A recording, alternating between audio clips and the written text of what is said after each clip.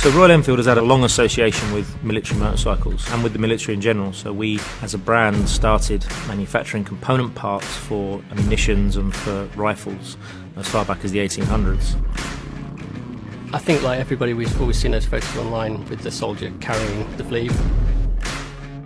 I was very excited about the prospect of taking the ideas that we had from the flea and put them onto a Classic 500.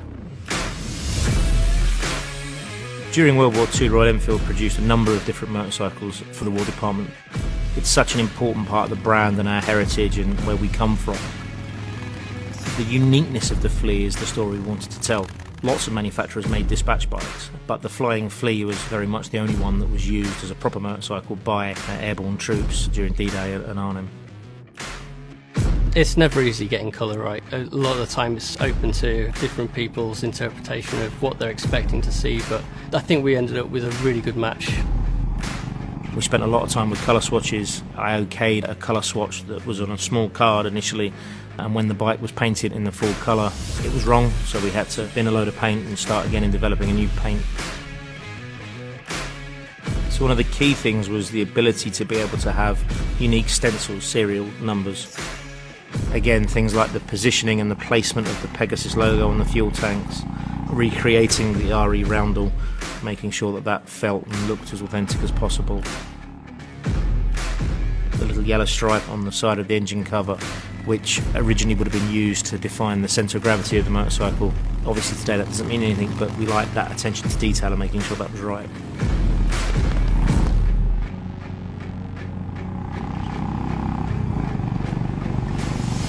One of the main things that we focused on is that you have a pillion seat, a rear rack, or you have just a single seater. It looks correct.